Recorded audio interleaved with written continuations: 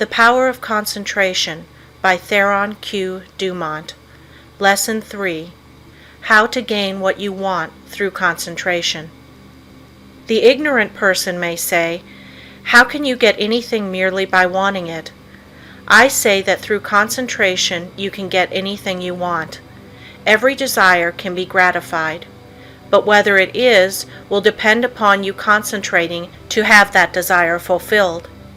Merely wishing for something will not bring it.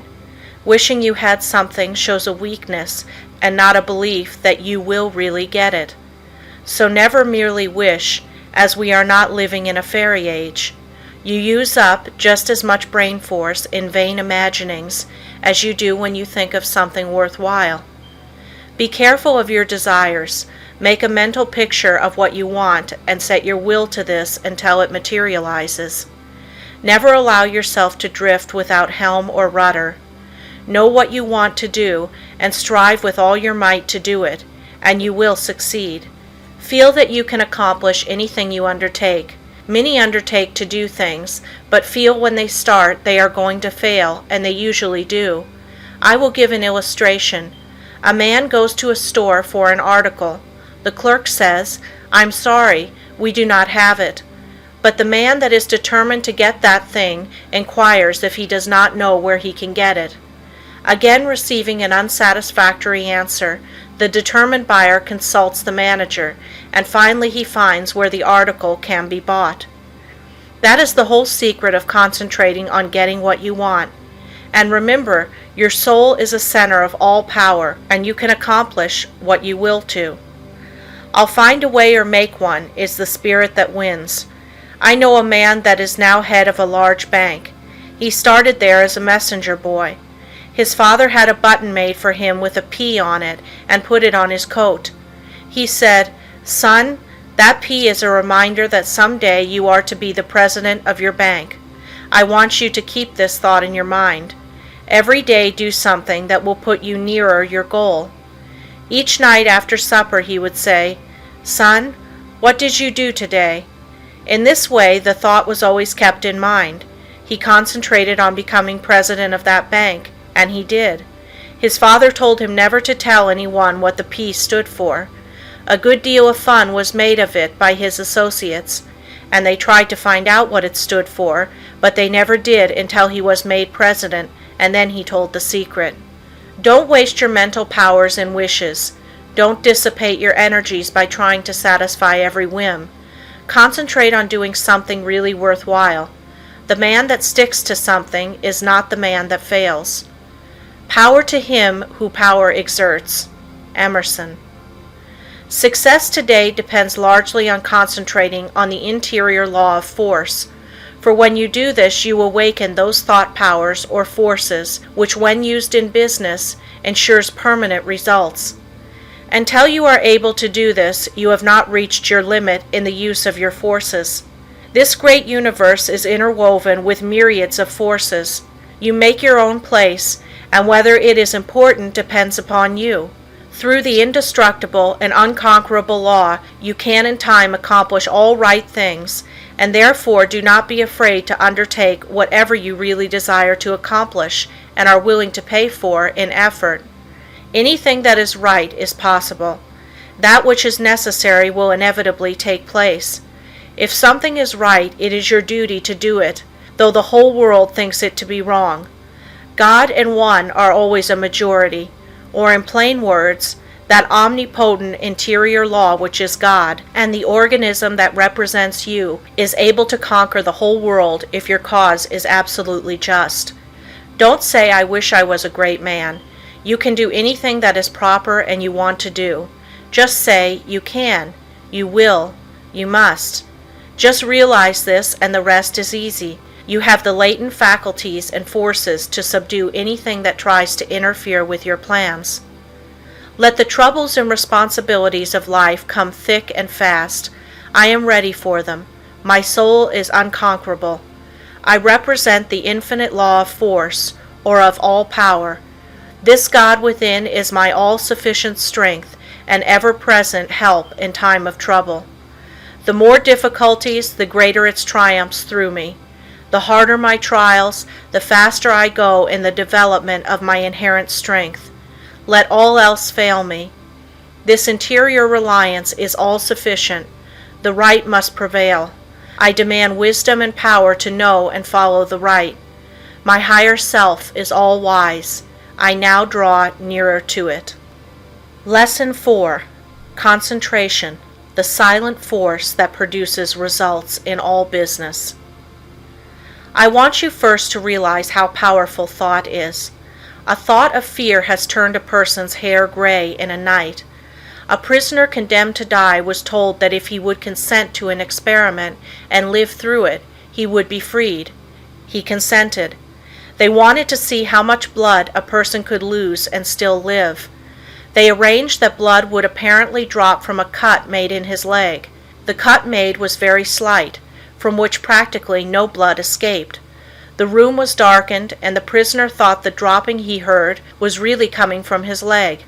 The next morning he was dead through mental fear. The two above illustrations will give you a little idea of the power of thought. To thoroughly realize the power of thought is worth a great deal to you. Through concentrated thought power you can make yourself whatever you please. By thought you can greatly increase your efficiency and strength. You are surrounded by all kinds of thoughts, some good, others bad, and you are sure to absorb some of the latter if you do not build up a positive mental attitude. If you will study the needless moods of anxiety, worry, despondency, discouragement, and others that are the result of uncontrolled thoughts, you will realize how important the control of your thoughts are. Your thoughts make you what you are. When I walk along the street and study the different people's faces, I can tell how they spent their lives. It all shows in their faces, just like a mirror reflects their physical countenances. In looking in those faces, I cannot help thinking how most of the people you see have wasted their lives. The understanding of the power of thought will awaken possibilities within you that you never dreamed of. Never forget that your thoughts are making your environment, your friends, and as your thoughts change, these will also. Is this not a practical lesson to learn? Good thoughts are constructive. Evil thoughts are destructive. The desire to do right carries with it a great power. I want you to thoroughly realize the importance of your thoughts and how to make them valuable, to understand that your thoughts come to you over invisible wires and influence you. If your thoughts are of a high nature, you become connected with people of the same mental caliber, and you are able to help yourself. If your thoughts are tricky, you will bring tricky people to deal with you, who will try to cheat you. If your thoughts are right kind, you will inspire confidence in those with whom you are dealing. As you gain the goodwill of others, your confidence and strength will increase. You will soon learn the wonderful value of your thoughts and how serene you can become even when circumstances are the most trying. Such thoughts of right and goodwill bring you into harmony with people that amount to something in the world and that are able to give you help if you should need it, as nearly everyone does at times. You can now see why it is so important to concentrate your thoughts in the proper channels. It is very necessary that people should have confidence in you. When two people meet, they have not the time to look each other up. They accept each other according to instinct, which can usually be relied on. You meet a person and his attitude creates a suspicion in you. The chances are you cannot tell why, but something tells you, have no dealings with him, for if you do, you will be sorry. Thoughts produce actions. Therefore, be careful of your thoughts. Your life will be molded by the thoughts you have. A spiritual power is always available to your thought, and when you are worthy, you can attract all the good things without a great effort on your part. The sun's rays shine down on our gardens, but we can plant trees that will interfere with the sunlight. There are invisible forces ready to help you if you do not think and act to intercept these. These forces work silently. You reap what you sow. You have concentrated within powers that, if developed, will bring you happiness greater than you can even imagine. Most people go rushing through life, literally driving away the very things they seek. By concentration, you can revolutionize your life, accomplish infinitely more and without a great effort. Look within yourself and you will find the greatest machine ever made. How to speak wisely. In order to speak wisely, you must secure at least a partial concentration of the faculties and forces upon the subject at hand. Speech interferes with the focusing powers of the mind, as it withdraws the attention to the external, and therefore is hardly to be compared with the deep silence of the subconscious mind, where deep thoughts and the silent forces of high potency are evolved. It is necessary to be silent before you can speak wisely. The person that is really alert and well poised and able to speak wisely under trying circumstances is the person that has practiced in the silence. Most people do not know what the silence is and think it is easy to go into the silence, but this is not so. In the real silence, we become attached to that interior law and the forces become silent because they are in a state of high potency, or beyond the vibratory sounds to which our external ears are attuned. He who desires to become above the ordinary should open up for himself the interior channels which lead to the absolute law of the omnipotent. You can only do this by persistently and intelligently practicing thought concentration. Hold the thought.